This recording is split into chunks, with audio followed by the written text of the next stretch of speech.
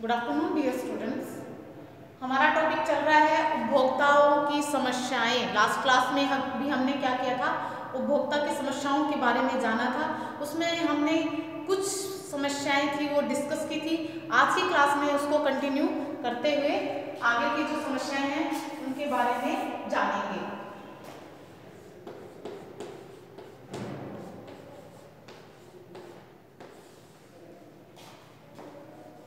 उपभोक्ता या उपभोक्ताओं की समस्याएं।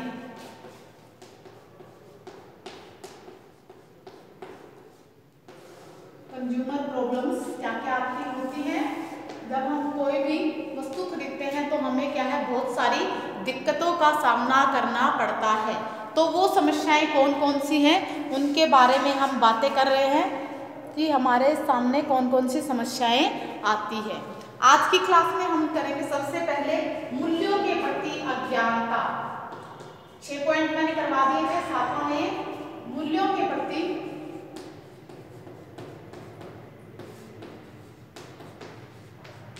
अज्ञानता।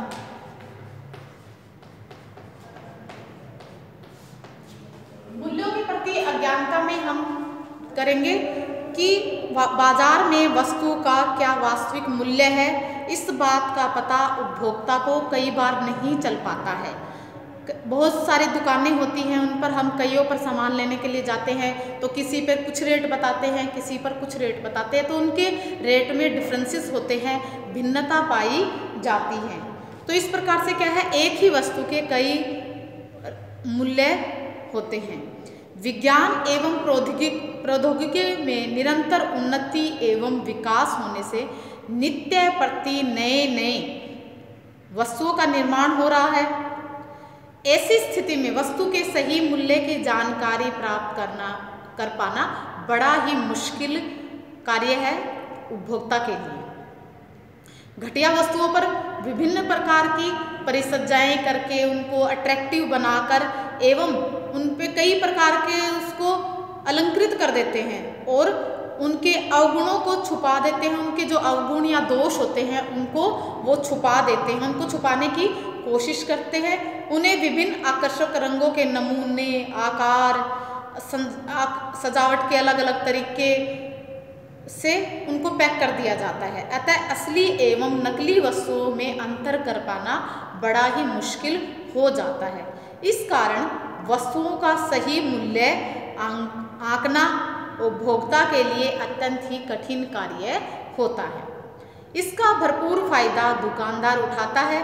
वह भोले भाले जो उपभोक्ता होते हैं उनके सामने अपनी मीठी मीठी बातों के द्वारा एक ही शकल, सूरत, आकार वाले विभिन्न तरह की वस्तुएं दिखा देता है और उसका परिणाम क्या होता है, उपभोक्ता कंफ्यूज हो जाता है तथा मूल्य के प्रति और भी अज्ञानी हो जाता है। वो नहीं समझ पाता कि कौन सा असली है, कौन सा नकली है, और इसका फायदा वो दुकानदार उठाता है और मनमाने दाम वसूल करता है। उस वस्तु के वो मनमाने दाम वसूल कर लेता है। वो किस वजह से होता है, क्योंकि मार्केट में उस एक ही वस्तु के विभिन्न सारी किस्मों के कारण होता है ये सभी। तो ये था हमारे मूल्यों के प्रति अज्ञानता। दूसरा है उपभोक्ता की मानसिकता। उपभोक्ता की मानसिकता।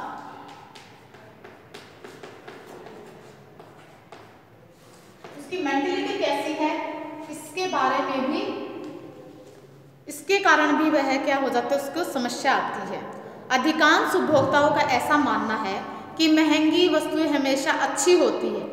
हम क्या सोचते हैं कि अच्छी पैसे देंगे तो वो चीज़ भी अच्छी होगी, लेकिन कई बार ये उल्टा भी हो जाता है।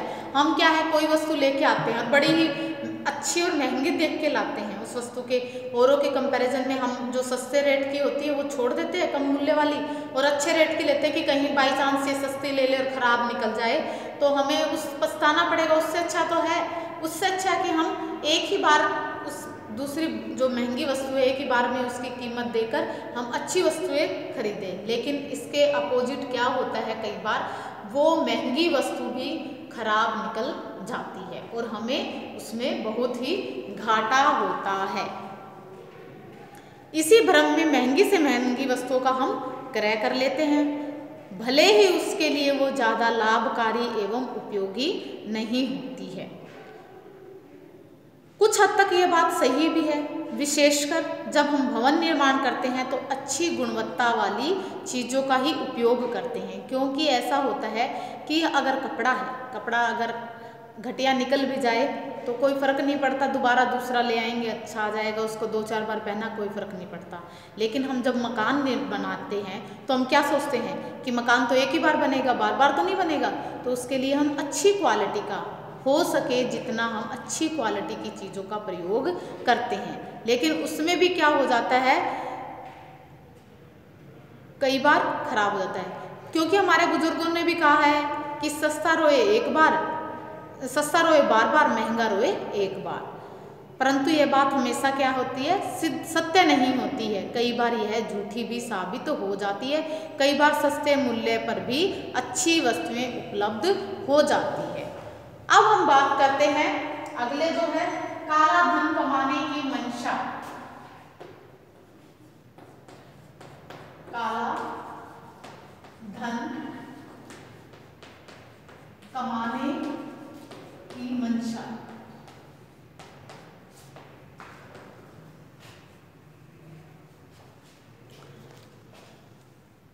कुछ उत्पादनकर्ता या जो सामान को बनाता है वो क्या कहलाता है, उत्पादनकर्ता कहलाता है, निर्माता कह देते हैं। वो काला धन कमाने पर अधिक विश्वास करते हैं और काला धन कमाने के लिए वो हर संभव प्रयास करते हैं अपनी तरफ से। इसके लिए वह घटिया वस्तुओं का भी निर्माण करते हैं। उन्हें लोगों की भलाई की फिक्र नहीं होती, उन्हें सिर्फ अपने आप की होती है कि हमारी जेबें कैसे भरें, हमारे पास अधिक से अधिक इनकम कैसे हो। वो क्या करते हैं, लोगों के साथ, उनके स्वास्थ्य के साथ खिलवाड़ करते हैं और चीज़ों में मिलावट कर देते हैं, भले ही व्यक्ति के लिए वो स्वास्थ्य के लिए अत्यंत ही खराब क्यों ना हो। वे बाजार में गलत लेबल लगाकर सामान को बेच देते हैं, जैसे कि नकली घी को। अब आप देखते हो कि अब दीपावली का सीज़न है और दीपावली पर क्या है, नकली घी इतना ज़्यादा पकड़ा जाता है, हद नहीं है उस चीज़ की। आप देखते हो अब इस टाइम पर खूब छापा पड़ता है और नकली घी के कई किलो क्विंटल हैं, वो घी बरामद किया जाता है, नकली घी। तो वो क्या है, कहाँ पे जाएगा वो नकली घी, मार्केट में जाएगा। और मार्केट में कौन, हमारे जैसे उपभोक्ता उसको यूज़ करते हैं, नकली घी बेचते हैं। अब क्या होता है, दीपावली पर हम क्या करते हैं कि हम ज़्यादातर मिठाइयाँ बाहर से लेते हैं, लेकिन हम अगर मिठाइयाँ लेते हैं तो हमें विश्वसनीय जो दुकानें हैं जिन पर हमें विश्वास है उन्हीं से लेना चाहिए, क्योंकि इस टाइम पर मिलावट बहुत ज़्यादा होते हैं। नकली मिठाइयों के अंदर नकली कलर्स मिलाए जाते हैं जो हमारी कई प्रकार की बीमारियों को जन्म देते हैं। कलर्स के अलावा नकली मावा होता है, नकली घी होता है और बार बार यूज़ किया हुआ तेल होता है, तो वो क्या करता है, हमारे शरीर के लिए हार्मफुल होता है। अब ये तो नहीं है एक बार खा लेंगे तो उससे हमें कोई फ़र्क नहीं पड़ता, लेकिन वो क्या है, अगर हम उसको एक बार भी खाते हैं तो हमारे कोई ना कोई बीमारी हमारे शरीर में उत्पन्न हो जाती है उससे। अब क्या करते हैं, ये मिलावट के लिए नकली घी को असली बताकर बेच देते हैं। सरसों का जो तेल होता है उसमें आर्जिमोन के बीज का तेल मिलाकर बेचते हैं। हल्दी में रंग मिला देते हैं और इन पर नकली वो असली वाले label, number, trade number, brand आदि लगाकर हेरा फेरी से, वो थोड़ी सी हल्की सी हेरा फेरी से जो उपभोक्ता नहीं पहचान पाता है, और कई बार क्या होते हैं लेबल्स भी सेम लगा देते हैं तो उससे हम पहचान नहीं पाते हैं। ज़्यादा जिसको नॉलेज है इनके बारे में वो तो क्या कर लेता है, आसानी से पहचान लेता है, लेकिन जो अनपढ़ लोग हैं जिनको नॉलेज नहीं है इन चीज़ों के बारे में, वो ठगा जाता है। तो क्या है, इस प्रकार से वो अपनी सफलताओं को प्राप्त करते हैं, अपने जो मंशे होते हैं काला धन कमाने को उसको प्राप्त कर लेते हैं। अगला है कस्टमर की और कौन सी समस्या है, बढ़ती जनसंख्या। बढ़ती जनसंख्या भी उपभोक्ता की समस्या है। बढ़ती जनसंख्या, आज आप देख रहे हैं कि जनसंख्या है वो लगातार बढ़ती जा रही है। भारत एक विशाल देश है, जनसंख्या की दृष्टि से इसका विश्व में दूसरा स्थान है। निरंतर बढ़ती जनसंख्या और गरीबी के कारण यहाँ घटिया से घटिया, यहाँ तक कि सड़े गले वस्तुओं को भी बिक्री के लिए बेचा जाता है। काफ़ी बार मैंने भी देखा है कि लोग हैं वो अज्ञानता तो है ही है उनमें, लेकिन गरीबी के कारण कई बार उन्हें गले, जो विक्रेता होता है वो उनको गली सड़ी चीज़ें भी दे देता है, और उसमें भी वो जो गायों जो गिराने वाली होती हैं, जो वेस्ट होता है, उनमें भी वो क्या करते हैं, पैसे कमा लेते हैं। उनको लोगों से कोई मतलब नहीं होता कि ये उनका स्वास्थ्य खराब हो जाएगा, सिर्फ उन्हें अपने से मतलब होता है। तो वो क्या करते हैं, गली सड़ी चीज़ें कई बार क्या कर देते हैं कि वो जैसे तोला कुछ और है और डाल कुछ छोड़ देते हैं, दूसरी पॉलीथीन में उठाया जो पहले से पैक होती है और उसको पकड़ा देते हैं। तो क्या होता है, ये हमारी अज्ञानता के कारण ही होता है। तो गरीबी के कारण भी क्या है, कई बार हम अच्छी चीज़ें चाहते हुए भी अच्छी चीज़ नहीं ले पाते हैं लोग। इसमें क्या होता है, इसी कारण जो बहुराष्ट्रीय कंपनियों का भी भारत में निरंतर आगमन हो रहा है। अतः उपभोक्ता को अच्छी चीज़ें उपलब्ध कराने के लिए यहाँ की जनसंख्या पर नियंत्रण पाना अति आवश्यक है। अब अगला है हमारा गरीबी। बढ़ती जनसंख्या होगी, गरीबी।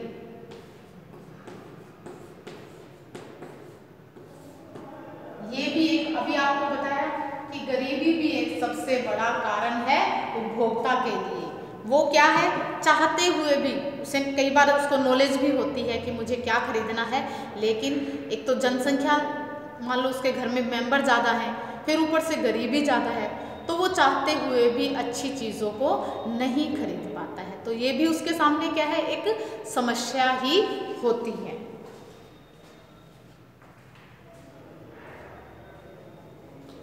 अब बात करते हैं मिलावट की।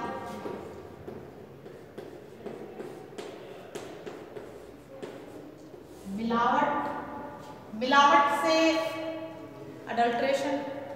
अडल्ट्रिंग बोलते हैं इसको। शायद ही कोई व्यक्ति ऐसा होगा जो ना समझता हो कि मिलावट क्या है।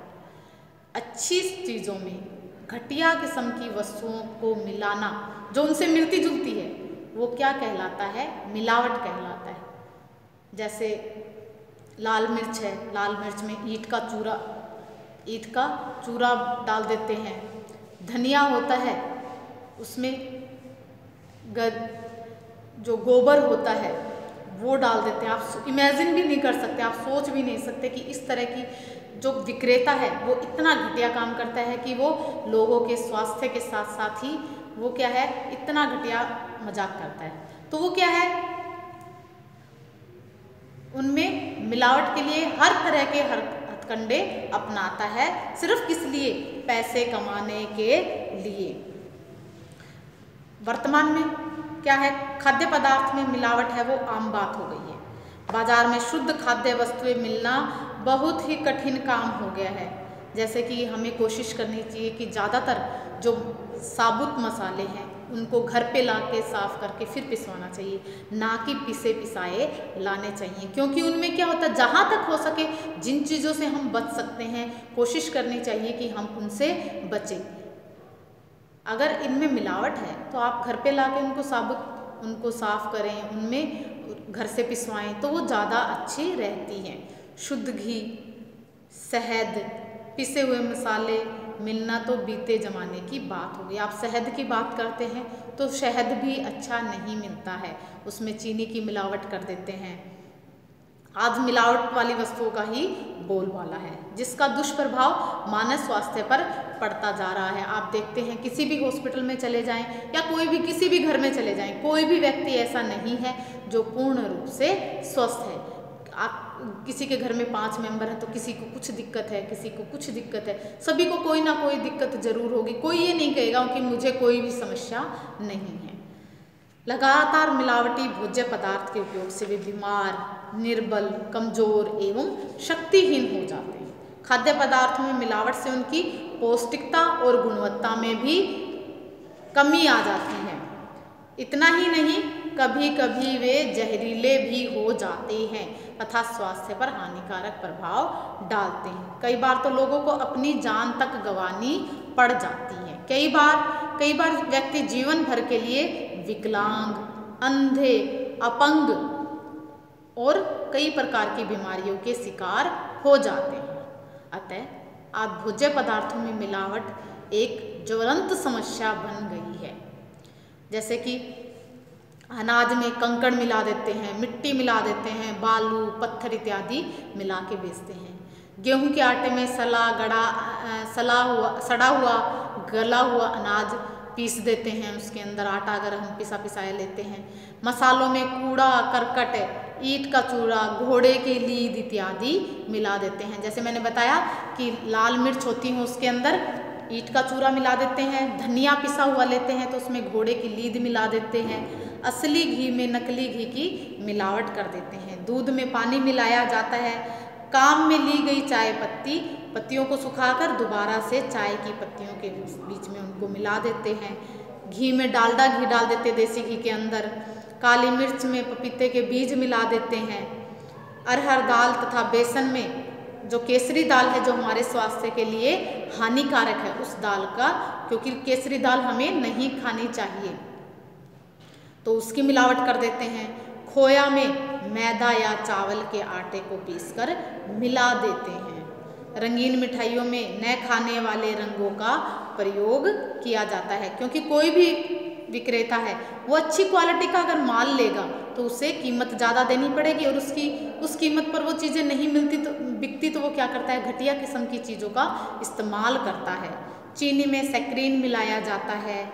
दालचीनी के नाम पर दूसरे वृक्षों की जो छाल होती है, दालचीनी एक लकड़ी जैसी होती है, तो उसमें दूसरे वृक्षों की छाल मिला देते हैं और बोल देते हैं कि दालचीनी है। लौंग में क्या होता है कि उसका तेल निकाल लेते हैं और वो तेल रहित लौंग है वो बेच देते हैं। सरसों के तेल में अलसी और रेपसिड तेल की मिलावट कर दी जाती है। या आपके क्वेश्चन में पूछा जाता है कि सरसों के तेल में आर्जिमोन के जो बीज होते हैं उनकी मिलावट कर देते हैं। तो इस प्रकार से क्या है, कई प्रकार की जो मिलावट है वो की जाती है। निर्माता दवाइयों में भी मिलावट करने से नहीं चूकते हैं और वे दवाइयों में भी मिलावट कर देते हैं। तो वो आर्थिक दृष्टि, ये सारी चीज़ें हमें आर्थिक दृष्टि से भी हानिकारक होते हैं, क्योंकि हमें पैसे भी चुकाने पड़ते हैं और हमारे स्वास्थ्य के साथ भी खिलवाड़ होती है। तो अब हम बात करते हैं, अगला जो है हमारा वो है दोषपूर्ण भार एवं माप।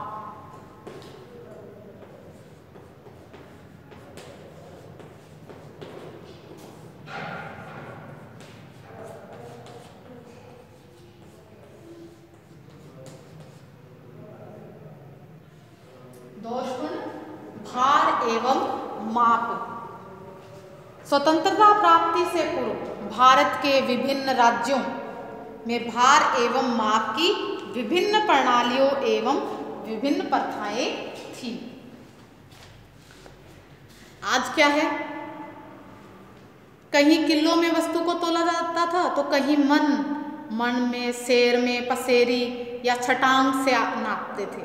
ये पहले मेजरिंग यूनिट होती थी। कहीं इनका फायदा व्यापारी वर्ग खूब उठाते थे और उपभोक्ता को विभिन्न तरीके से ठगते एवं बेवकूफ़ बनाते थे।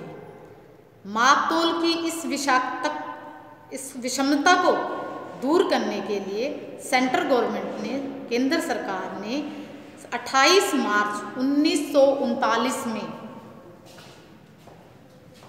28 मार्च केंद्र सरकार ने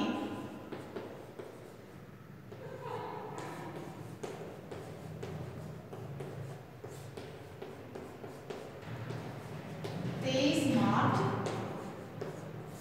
1939 में एक एक्ट बनाया, एक कानून बनाया जिसका नाम था standard of weight act.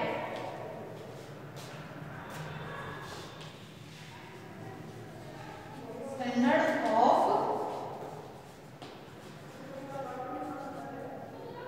Weight act बनाया। किसके लिए एक कानून बनाया? दोषपूर्ण भार एवं माप